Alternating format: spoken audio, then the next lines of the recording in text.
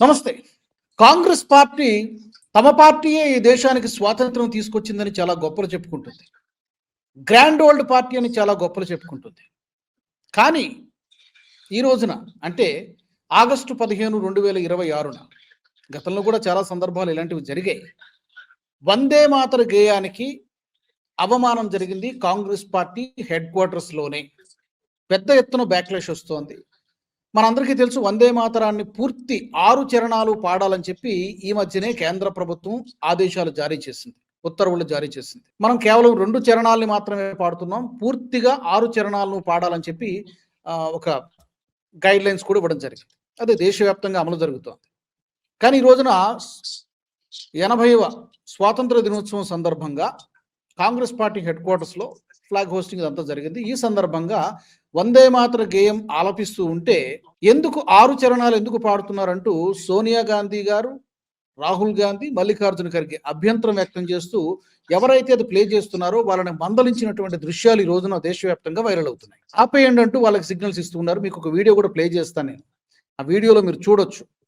ఆగ్రహం వ్యక్తం చేస్తున్నారు. ఎందుకు మనం గతంలో పాడినట్టుగానే పాడొచ్చు కదా, ఎందుకు 6 చరణాలు ఎందుకు పాడాలి అంటూ ఇది ఒక విధంగా చెప్పాలంటే జాతీయ గేయానికి అవమానం జరిగినట్టుగానే భావించాలని చెప్పి జాతీయవాదులు, అఫ్ కోర్స్ బీజేపీ పార్టీ ఎలాగో విమర్శిస్తుంది. దీనికి వివరణ ఇవ్వాలి. ఎందుకు ఇలా చేస్తున్నారు? ఇది దేశభక్తి అంటారా, లేకపోతే సంతుష్టికరణ రాజకీయాలనాలా? ఎలా చూడాలి, మనం ఎలా అర్థం చేసుకోవాలి? Let's talk. నాతో జాయిన్ అవుతున్నారు విశ్లేషకులు మురళీ మనోహర్ గారు. మురళీ గారు నమస్తే. నమస్తే రాజు గారు. 2 విషయాలు సార్, 2 విషయాలు మాట్లాడుతుంది దీంట్లో. ఒకటి, కాంగ్రెస్ పార్టీ హెడ్ క్వార్టర్స్‌లో జరిగినటువంటి ఈ వందే మాతర గేయాన్ని మధ్యలో సోనియా గాంధీ, అలాగే రాహుల్ గాంధీ, మల్లికార్జున ఖర్గే అభ్యంతరం దేనికి పెట్టారు? దీన్ని ఎలా చూడాలి? రెండో పాయింట్‌కి వస్తాను. ప్రియాంక ఖర్గే మాట్లాడుతున్నారు, ఆర్ఎస్ఎస్ ఏం చేసింది స్వాతంత్ర ఉద్యమంలో? ఆర్ఎస్ఎస్ పాత్ర ఏమీ లేదు. కావాలంటే నేను చెప్తా, మా పార్టీ ఒక 500 మంది అమరవీరుల పేర్లు చెప్తా, అది కాంగ్రెస్ పార్టీ చేసింది. ఆర్ఎస్ఎస్ చేసింది ఏంటి అని అడుగుతున్నారు. ఫస్ట్ వచ్చి హెడ్ క్వార్టర్స్ లో జరిగినటువంటి ఈ వందే మాత్రానికి అవమానంగానే భావించాలా, ఎలా చూస్తారు మీరు? అవి కాంగ్రెస్ పార్టీ జెనెటికల్ ఇష్యూ అండి ఇది. మొదటి నుంచి కూడా ముఖ్యంగా సోనియా గాంధీ అధ్యక్షురాలయ్యారు. జెనెటికల్ గా ఆమె భారతీయ సంస్కృతికి వారసత్వం లేదు ఆమెకు. పెళ్లి చేసుకున్నది కనుక ఇంకా మన భారతీయులం ఏం చేస్తామంటే ఆడబిడ్డ ఇంటికి రాగానే మనం ఓన్ చేసుకుంటాం. అందుకని భారతీయులు ఆమెను ఓన్ చేసుకున్నారు, కానీ ఆమె భారతీయతను ఇంకా ఓన్ చేసుకోలేదు.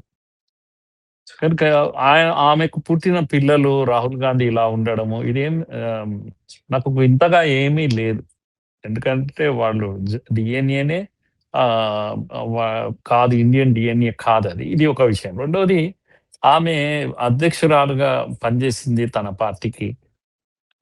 దాని కారణంగానే ఆమె జెనెటికల్లీ ఇండియన్ కాదు కనుకనే ఆమె అధ్యక్షురాలు, ప్రైమ్ మినిస్టర్ కాలేకపోయింది. అయితే ఈ రోజు బిహేవియర్ అనేది దీన్ని ఏమంటామంటే వాళ్ళ యొక్క పరాకాష్ట అంటాం. ఇది ఈ భారత వ్యతిరేక పరాకాష్ట స్వయాన అత్యున్నత స్థాయిలో ఉన్న ఒక వ్యక్తిలో కనపడదాం. వందే మాతరం యొక్క 3వ చరణం అనే ఆమెలో అసహనాన్ని కనిపిస్తుంది. 2 చరణాలు అయిపోగానే ఆమె ఒంట్లో అసహనం బయటికి వచ్చేసింది. ఆమె ఒక దగ్గర నిలబడలేకపోతుంది, ఇటు అటు కదులుతుంది. ఖర్గేతో ఏమో మాట్లాడుతుంది, ఖర్గే ఇంకెక్కడో కదులుతున్నాడు, రాహుల్ గాంధీతో మాట్లాడుతున్నాడు, రాహుల్ గాంధీ ఎవరినో పురమాయిస్తున్నారు. చివరకు చాలా కోపంగా కూడా చూస్తుంది. వాళ్ళ పైనుంచి దీని గురించి రకరకాల ఆన్సర్స్ వచ్చాయి. చిదంబరం ఒక జవాబు చెప్పారు, ఒక్కొక్కరు ఒక్కొక్క జవాబు చెప్పారు. ఆయన రమేష్ ఆయన ఒక జవాబు చెప్పాడు, లేదు లేదు ఆమెకు హెల్త్ బాగాలేదని, కుర్చీలో కూర్చోవాలని అన్నట్టు. ఇంకో ఆయన ఏం చెప్తాడంటే అసలు మాకు ఇది ఆమోదమే కాదని చెప్పేశాడు. ఇది 3వ స్టాంజా నుంచి మాకు ఆమోదమే కాదు. అట్లా 3 రకాల ఆన్సర్స్ ఎలా ఉంటాయి? పోనీ నిజంగా ఆయనకు హెల్త్ బాగాలేకపోతే అంతసేపు ఎలా నిలబడ్డాడు? తర్వాత అయినా గేమ్ అయిపోయిన తర్వాత మరి కూర్చోవచ్చు కదా, కూర్చోలేదు. కనుక ఇష్యూ అది కాదు. ఓవరాల్ గా ఇష్యూ అంతా ఏంది అంటే అసహనం. ఈ మధ్యలో ఒకటి, పవర్ లేకుండా చాలా రోజులైంది. పవర్ లేకుంటే బ్రతకలేదు కాంగ్రెస్. అదే అసహనం ఎక్కువైంది. దానికి తోడుగా భారతదేశంలో ఈ యొక్క కల్చరల్ రూట్స్ స్ట్రెంగ్తెన్ అవుతున్నాయి. సాంస్కృతికమైనటువంటి దీని పునాదులు బలపడుతూ ఉన్నాయి. 150 ఏళ్ల వందే మాతరానికి ఒక చరిత్ర ఉంది రాజుగారు. ఊరికే మోడీ గారు ఏదో ఇది హిందుత్వం కనుక నేను కాదు, హిందుత్వంకి ఏం సంబంధం చెప్పండి? వందే మాతరం అనేది, అమ్మా నీకు వందనం అనేది ఈ భారతీయ సంస్కృతిని రిఫ్లెక్ట్ చేస్తుంది. పోరాడి బ్రిటిష్ వాడి మీద కర్జన్ అనేవాడు దేశాన్ని ముక్కలు చేసినప్పుడు, బెంగాల్ విభజన చేసినప్పుడు హిందువులు ముస్లింలు కలిసి నినదించిన గేయం ఏదైనా ఉంది ఈ మన చరిత్రలో అంటే అది వందే మాతరం. ఇద్దరు కలిసి పోరాడి వందే మాతరం పాడితే చంపేస్తామంటే ప్రాణాలు ఇచ్చారు. అందరు ఇచ్చారు, ముస్లింలు ఇచ్చారు, హిందువులు ఇచ్చారు. ఈ ఉద్యమం కారణంగా తిరిగి బెంగాల్ను ఒక్కటి చేశారు. కనుక హిందువులను బెంగాల్ అనగానే నేను చెప్పేది బంగ్లాదేశ్. కనుక బంగ్లాదేశ్ ను తిరిగి భారత్ తో జోడించింది బ్రిటిష్ ప్రభుత్వం, వణికించింది వాళ్ళని. బ్రిటిష్ వాడిని వణికించిన గేయం ఇది. హిందూ ముస్లింలను ఒక్కటి చేసిన గేయం ఇది. ఒక్కటి చేసి సాధించుకున్న గేయం ఇది.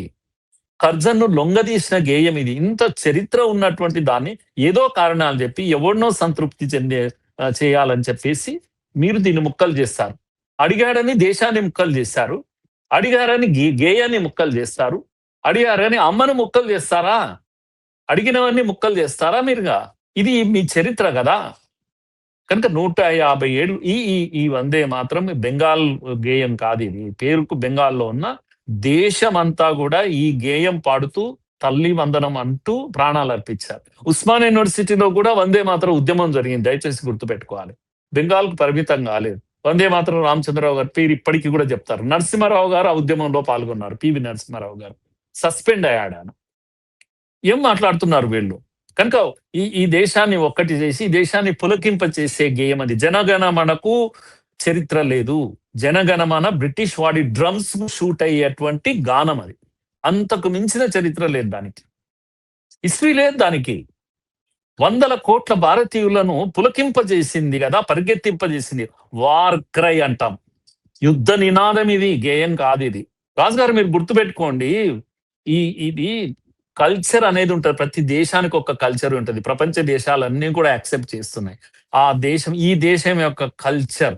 నువ్వు పదము హిందూ వాడినా వాడకపోయినా భారతీయత అనేది ఈ దేశం యొక్క కల్చర్. హిందువులో దీంట్లో మీరు ముస్లింలా క్రైస్తవుల ఎవరున్నప్పటికీ కూడా మీరు ఇక్కడి సంస్కృతిని యాక్సెప్ట్ చేయాలి. కనుక నేషన్ ఫస్ట్ అంటే అర్థం ఏంటంటే కల్చర్ ఆఫ్ ది ఇండియా ఏదైతే ఉందో అది ఫస్ట్ అని అర్థం. కనుక కల్చర్ లాంగ్వేజ్ ఉంటుంది, కల్చర్కి ఒక లాంగ్వేజ్ ఉంటుంది. అది హిందీ, తమిళం, ఇదేంటి తెలుగు, వీటికి సంబంధం ఉండదు. ఎటువంటి భాష ఉంటుంది? ఉదాహరణకు నేను చెప్పాను, అమ్మ అనేది అది మదర్ అను లేకపోతే అమ్మ అను మా అను ఏదన్నా అను, అమ్మ అనేది పవిత్రమైన భావన. ఇది సంస్కృతి, భారతీయ సంస్కృతి. అందుకే ఈ దేశంలో ప్రపంచంలో ఏ ఒక్కటి పవిత్రమైంది అనిపిస్తే దాన్ని అమ్మ అంటాడు భారతీయుడు. ఉదాహరణకు గంగా అని పవిత్రమైంది, గంగా మాత అంటాడు అంతే. భారతీయుడు వాడు, అలా అనేవాడు భారతీయుడు. హిందీలో గంగా మా అను, తెలుగులో గంగా మాత అను, లేకపోతే ఇంకేదైనా. కానీ గంగ పవిత్రమైంది, గోవు పవిత్రమైంది, గోమాత అంటాడు వాడు. భూమి పవిత్రమైనది, భూమాత అంటాడు. తులసి పవిత్రమైనది, తులసి మాత అంటాడు. అంటే ఏది పవిత్రమైనది అంటే అది భారత్ మాత అంటాడు. పవిత్రమైనది మాత అంటే పవిత్రమైనది. కనుక ఆ పవిత్రమైన నా అమ్మను నేను అమ్మ వందనం అనడం అనేది ఇది భారతీయ భాష. దీనికి మతం లేదు, దయచేసి గుర్తుపెట్టుకోవాలి. ఎంఐఎం ఓవైసీ ఏదైనా మాట్లాడితే వాడికి బుద్ధి చెప్పాలి మీరు అందరు కలిసి. ఒరే మీకు అడిగితే దేశం ఇచ్చాము, పోవాల్సింది అక్కడికి. మురళి గారు మీరు అన్నట్టుగా అసదుద్దీన్ ఓవైసీ మాట్లాడుతున్నారంటే సరే, ఆయన ముస్లిం మతానికి చెందినటువంటి వ్యక్తి కాబట్టి ఇక్కడ వాళ్ళ ఎమ్మెల్యేలు ఎవరు మన తెలంగాణ అసెంబ్లీలో పాడినప్పుడు కూడా లేచి వెళ్ళిపోతారు. కాంగ్రెస్ పార్టీకి ఏమైంది? ఇప్పుడు ఇదేమి బీజేపీకి ఈ వందే మాత్రానికి సంబంధం లేదు కదా. ఆర్ఎస్ఎస్ కి వందే మాత్రానికి కూడా మనం లింక్ పెట్టాల్సినటువంటి అవసరం లేదు. ఇప్పుడు బంకిం చంద్ర చటర్జీ గారు 150 సంవత్సరాల చరిత్ర కలిగినటువంటి గీతం ఇది.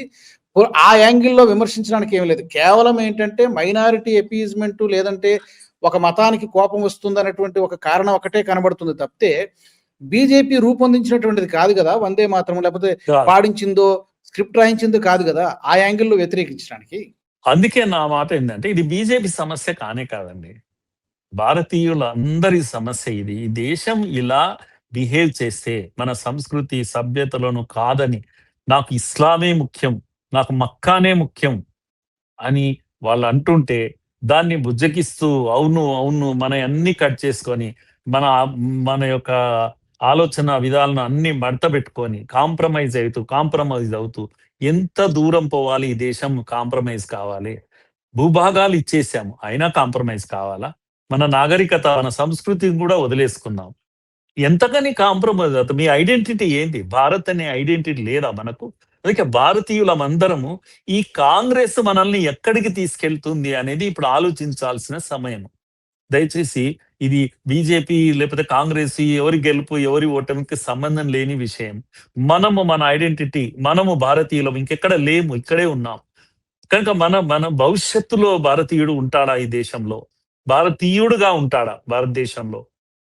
అనేది చాలా పెద్ద ప్రశ్న. అందుకే ఈరోజు సోనియా గాంధీ కదలిక, ఆమె అసహనం, ఇది భారతీయతను బెదిరించే అసహనం. భారతీయతకు చెక్ పెడుతున్నటువంటి అసహనమే. అందుకే మనం భారతీయులం అందరం కూడా దీన్ని ప్రశ్నించాల్సిన సమయం వచ్చేసింది. కనుక ఇది ఓటు బ్యాంకు, ఈ పాలిటిక్స్ మీరు ఏదైనా కానియండి. మా భారతీయత ఇండోనేషియా ఉందండి. ఇండోనేషియా కూడా ఇస్లాం కంట్రీ కదా! మరి వాళ్ళ పేర్లు ఏముంటాయండి? సుహార్తో, సుకన్యో ఇవన్నీ ఉంటాయి కదా! వాళ్ళు ఏమి ఇస్లామిస్టులు కాదా? ఈ సుకన్య ఎక్కడి నుంచి వచ్చిందండి? సుకర్ణ అనేది ఎక్కడి నుంచి వచ్చిందండి? కర్ణుడు, మంచి కర్ణుడు. వాళ్ళు ముస్లిం కదా మరి. అదేంది వాళ్ళ యొక్క ఎయిర్‌పోర్ట్ ఉంది కదా! గరుడ అని ఎయిర్‌పోర్ట్ ఎందుకు పెట్టుకుంటారు? ముస్లింలు కదా మరి. గణపతి విగ్రహం ఎందుకు ప్రతి ఆఫీస్ వెనకాల ముందల ఉంటుంది? వాళ్ళు కల్చర్‌నేమో మార్చలేదు. కానీ రిలీజియన్ మార్చిండ్రు. చాలా క్లియర్ ఉన్నారు.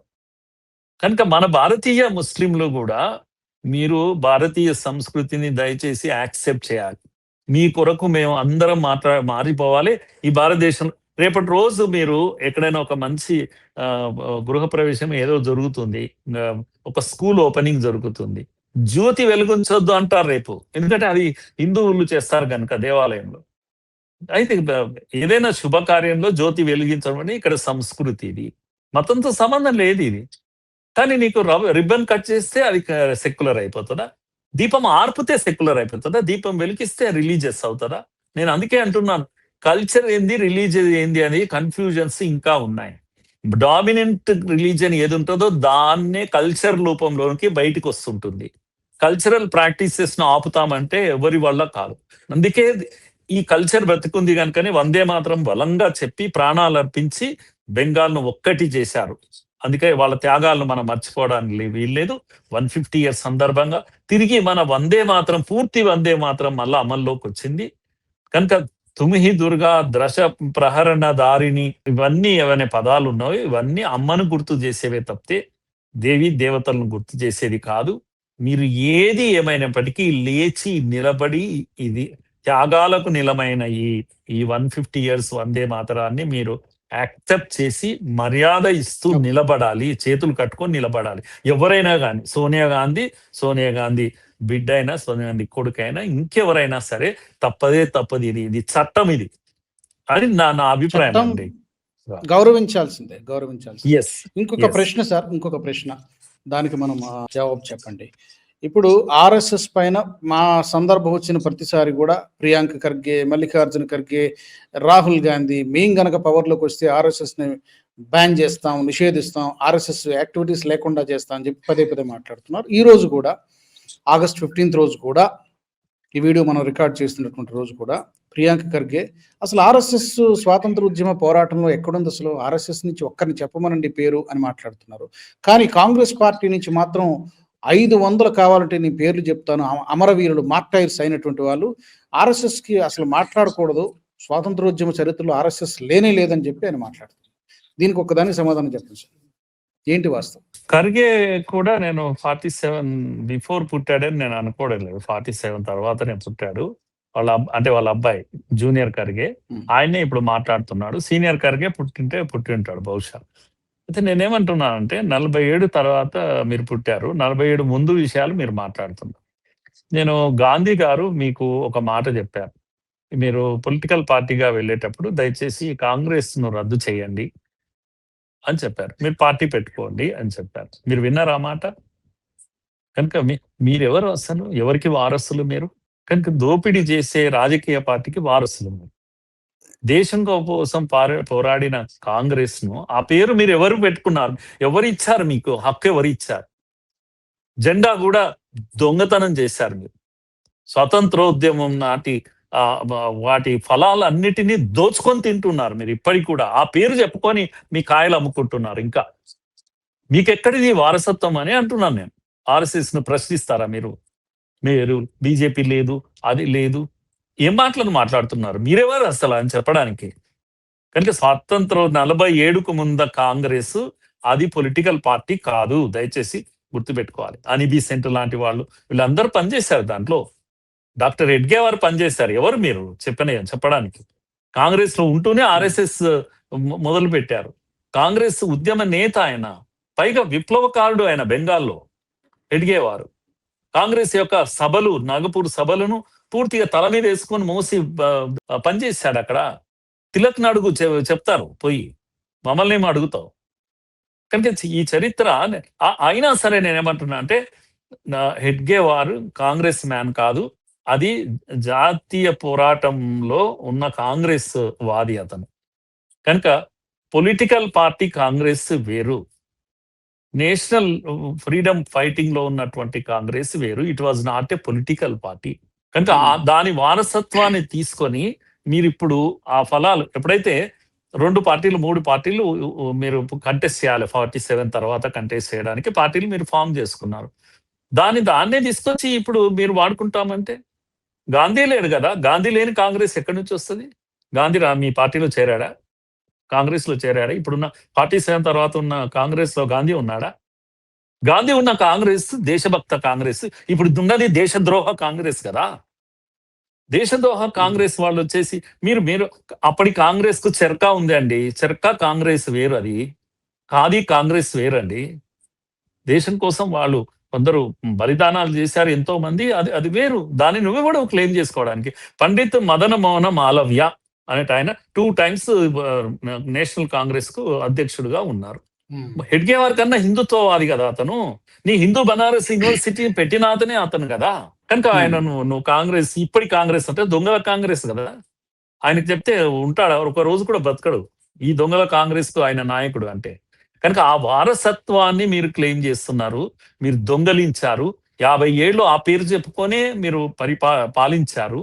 ఈ దేశాన్ని భ్రష్టు పట్టించారు. కనుక ముక్కలు చేశారు దేశాన్ని. ఆ పేరు చెప్పుకొని ఇవన్నీ చేశారు. మీ నెహ్రూ ప్రైమ్ మినిస్టర్ ఎందుకు అయ్యాడు? మరి ఆ పేరు చెప్పుకొని అయ్యాడు. మీకు ఎక్కడి అర్హత చెప్పు? ఓట్లు పడ్డాయా ఆయనకు? పోని ఎన్ని రాష్ట్రాలు వేశారు తెలియదా? కనుక పటేల్ కదా కావాల్సింది. ఎన్ని నేరాలు ఘోరాలు మీరు చెప్తే మీరు ఆర్ఎస్ఎస్ ని చెప్పాడు. ఆర్ఎస్ఎస్ లేదు. అవును, ఉద్యమంలో ఆర్ఎస్ఎస్ సంస్థనే లేనప్పుడు స్వతంత్ర ఉద్యమం హెడ్గేవారు అన్నారు కదా. మరి మీరేమంటారు అప్పుడు? హెడ్గేవారు స్వయంగా ఆర్ఎస్ఎస్ సభలను నిర్వహించారు కదా. అందరూ జాతీయ కాంగ్రెస్ వాదులే.